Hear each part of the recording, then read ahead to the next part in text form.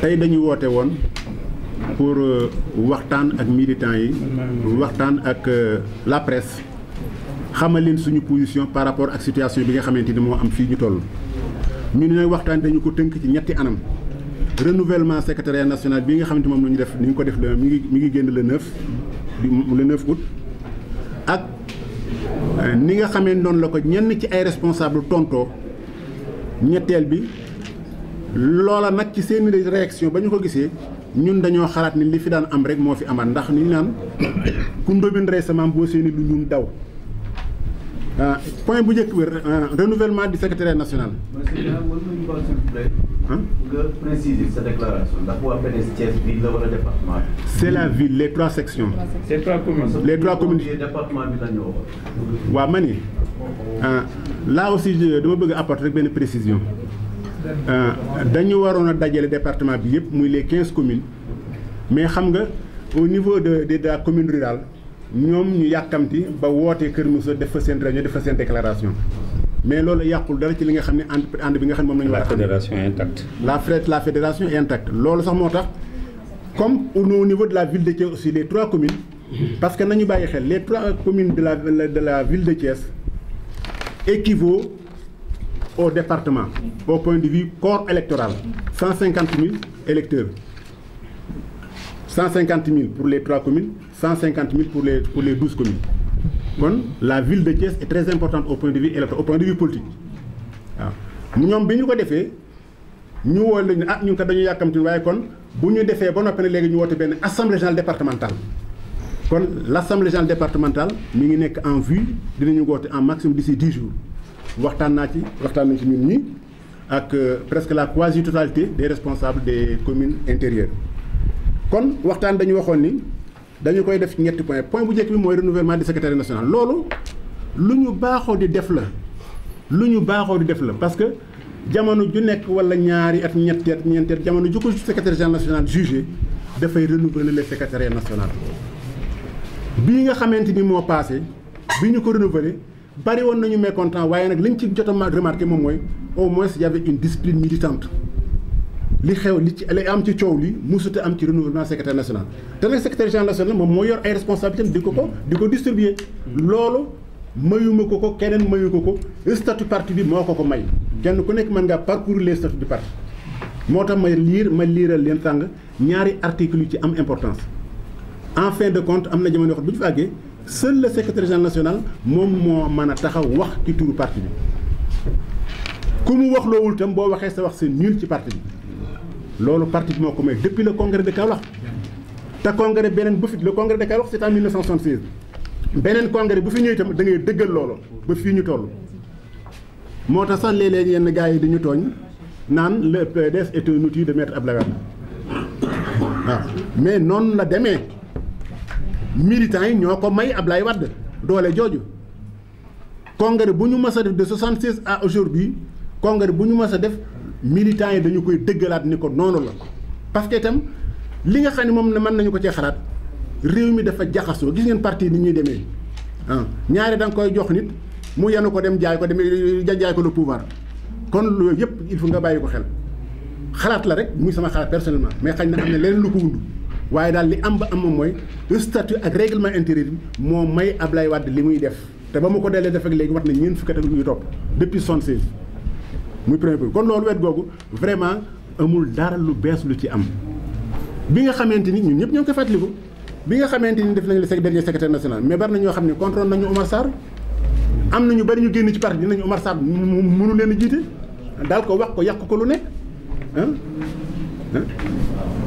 kon tey jii bu fekkee te dañu secrétaire national dafa jugé waat encore opportun que dafa war a defaat un changement renouveler le secrétaire national mais na mu ko defee dañ ci war a àndam kenn waratu contesté ñun de Thiès ànd nañ ci consulté nañu l' instance des anciens fekk nañu leen fii leen di passé waxtaan ak ñoom waxtaan ak les jeunes waxtaan ak les femmes ñëpp d' accord nañ ci les cadres waxtaan ak les anciennes ñu ngi ni lundi laa fi ñëw point bi mooy réaction de certains responsables réaction de certains responsables xañ na moom la Babacar bëgg a tuddee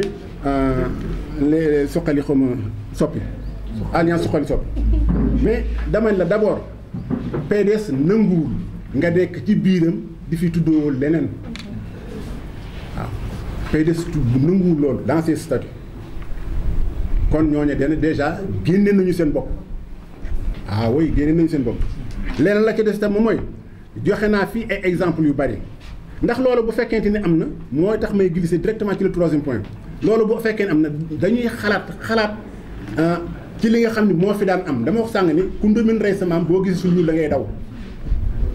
PDS pouvoir daf ko yàgg a xeex te ba tey jii pouvoir a nga koy xeex ba tey jii pouvoir yi ngi seet nan la mën a liquider PDS tas ko waaw ba fi mu nekk bu ñu ko commencé ca Senghor exemple yi bari na lool benn exemple rek laa jël ci jamonoy Senghor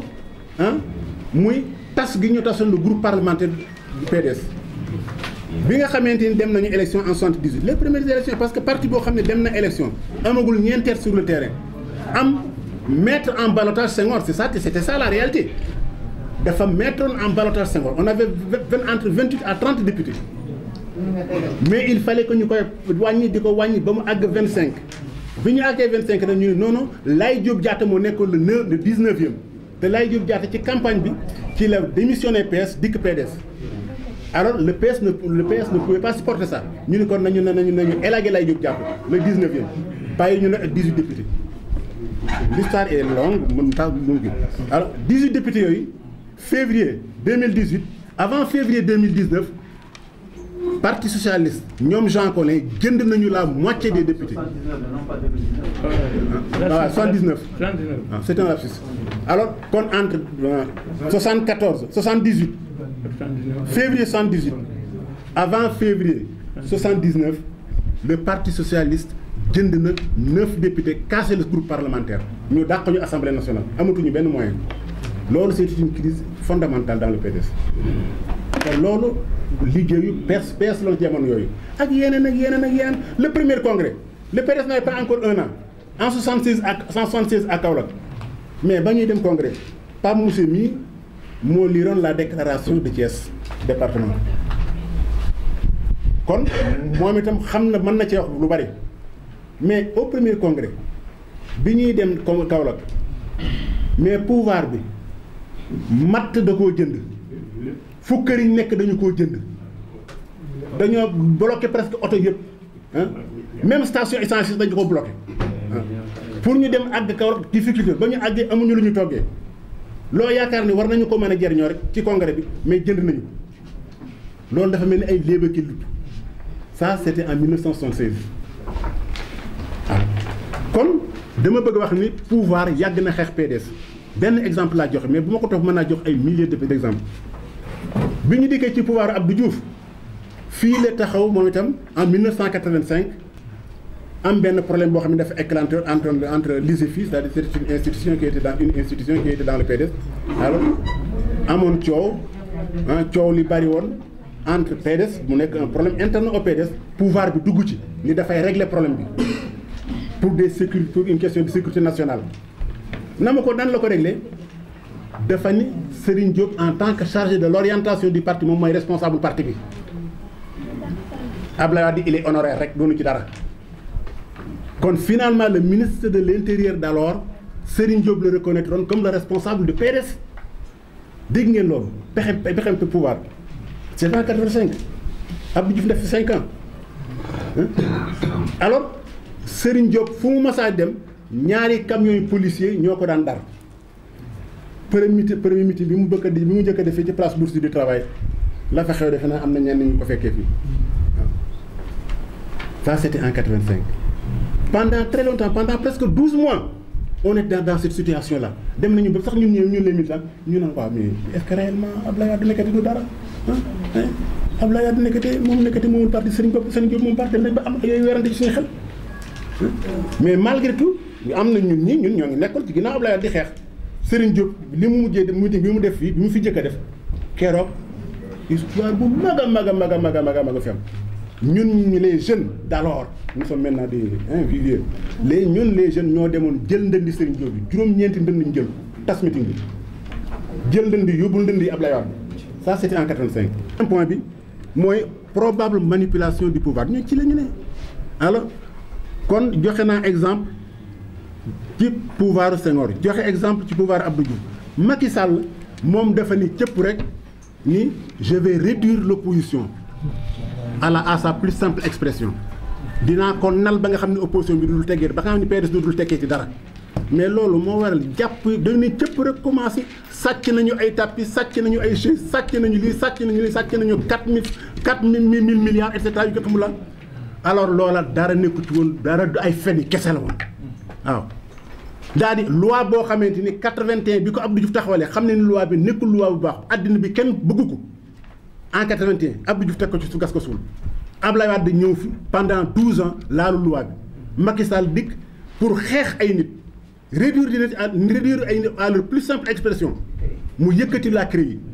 waaw la mu jur ak coow la ca juddoo duma ko parce que ñun ñëpp ñoo ko dund waaw kon loolu mooy li nga xamante ni mooy sooru PDS mais nag heureusement que PDS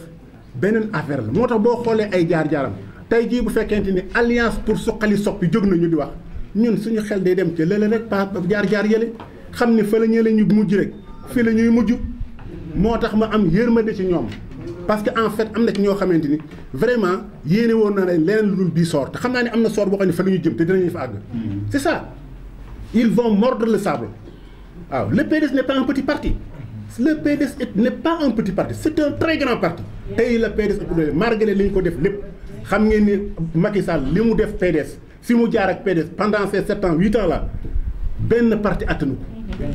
waaw mais tey la suñu engagement gën a yokk tey la suñu gëm gën a yokk ci Abdoulaye Wade waaw loolu te li mu nekkee ci ñun noonu la nekkee ci ñëpp alors kon ci tënk loolu laa amul lu wax ma tënkee ko nag ni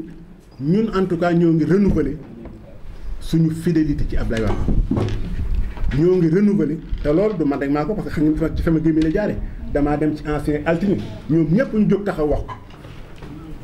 ma tas ak ñoom Ndiaga Diaw les jeunes ñoom ñëpp ñu jóg taxaw wax ko ma tas ak les femmes là ñoom ñi ak ñoom Pape Moussa keroog ñoo def délégation Pape Moussa et cetera ñu responsable yi fi nekk yëpp ah ñoom bàcc tout le monde mbeng tout le monde ba ñu daje ñoom Demba Ndiaye bi ñu daje ñoom ñëpp ñu jóg taxaw wax waaw tey la ñu gën a engagé derrière Abdoulaye Wade mi ngi mel ne tey la ñuy doog a dugg PDS waaw ñun ñëpp ñoo d'accord ci loolu wax muy jigéen ñi góor ñi xale yu jigéen ñi xale yu góor yi mag ñi tout le monde kon loolu laa ko jërëjëf. Assez particulier que traverse le parti où il y a eu beaucoup d'amalgames. Je ne voudrais pas revenir sur les déclarations pertinentes des anciens qui ont une légitimité historique, contrairement à ce qui se dit. Parce que pas M. Diop, quelqu'un l'a rappelé tout à l'heure, faisait partie de ceux-là qui ont porté avec les Moïsédiens et tous les anciens que vous voyez là, Maître Abdoulaye Wade au pouvoir. Ils ont traversé avec lui les années de braise. Ils ont traversé avec lui tout ce passé émotif, pleinement chargé. Vous avez vu également au niveau de Thiès, des figures emblématiques de la politique comme Saliou Mangane, je ne veux pas citer tout le monde, mais des gens qui ont eu à occuper de hautes responsabilités et qui sont en totale phase avec le secrétaire général national, le secrétariat et le comité directeur. Maintenant, pour répondre à notre ami Gustave, c'est vrai, il peut avoir l'impression quand il voit les gens avec la chaleur, mais rassurez-vous, nous avons une sérénité imperturbable aujourd'hui. Mais figurez-vous, tous les grands responsables du Parti démocratique sénégalais, tous ceux-là qui ont des responsabilités dans leurs localités respectives, sont totalement en phase avec Maître Wade. Il n'y a aucun maire significatif dans le groupe de ce que j'appelle le groupe des dissidents, des fraudeurs. Je n'ai pas l'habitude d'en parler parce que, quelque part, Diarigna l'a dit tout à l'heure, leur agissement n'est qu'une tempête dans un verre d'eau. Le Parti démocratique sénégalais, c'est un appareil solidement implanté, aussi bien au niveau national qu'au niveau international. Maintenant, il y a une nouvelle donne, peut-être, qui a un peu amené certains caciques du parti qui étaient en train de porter un coup mortel au PDS, ou bien qui étaient sur le point de vouloir le faire, mais qui n'en ont pas les capacités. Ces gens-là sont déboussolés par cette dynamique, cette déferlante karimiste, dont l'objectif n'est que l'élargissement des bases sociales du Parti démocratique sénégalais. Ça, c'est une fierté. Pas Moussa Diop l'a théorisé aujourd'hui. Déjà en 1996, date de l'adhésion de Omar Sarr dans le PDS, il y avait déjà beaucoup de militants et des responsables qui avaient fini de cheminer avec Wade pendant 22 ans.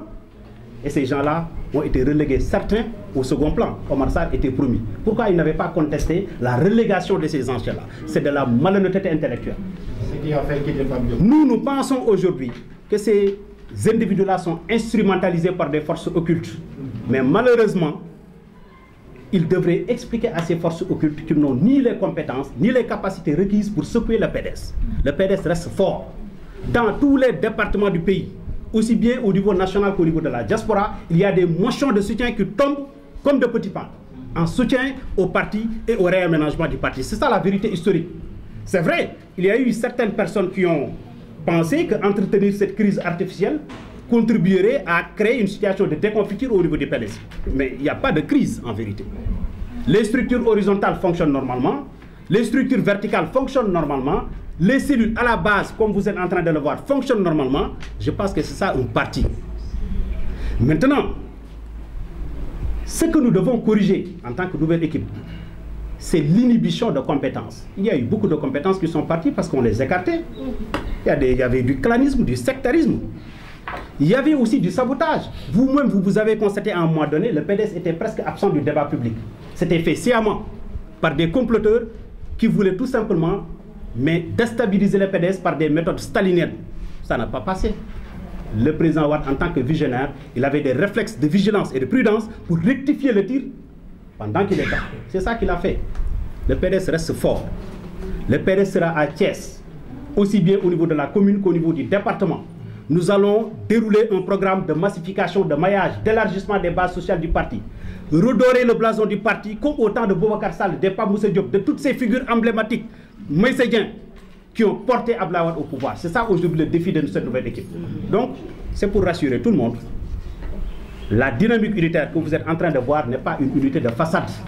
Nous sommes totalement en phase. Vous avez vu Moïsédien qui était Maguette Sarr qui est là. Mais c'est un pionnier de l'UJTL depuis très longtemps avec Abdoulaye Dramé. Vous avez vu nos anciennes mamans qui sont là, les Tavares, tous les anciens sont là. Donc ceux-là qui parlaient,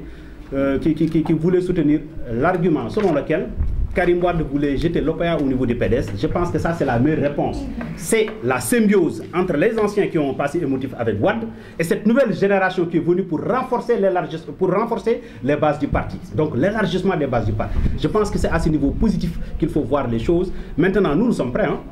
Politique la ñuy def. Lépp la ñu pare nag. On est prêt. Du ñu nangu kenn di yàq PDS fii ci Thiès moom. C'est terminé. On s'est donné la main. Ñun ñëpp muy xale yi ndaw yi di xale yi jigéen yi di suñu maman yi di suñu mag ñi nga xam ne ñoom ñoo ñuy tette tout le temps dootu leen fi déggati li fi doon am démb nga xam ne da doon am ay sabotage loolu moom jeex na loolu daal maa bëgg a yokk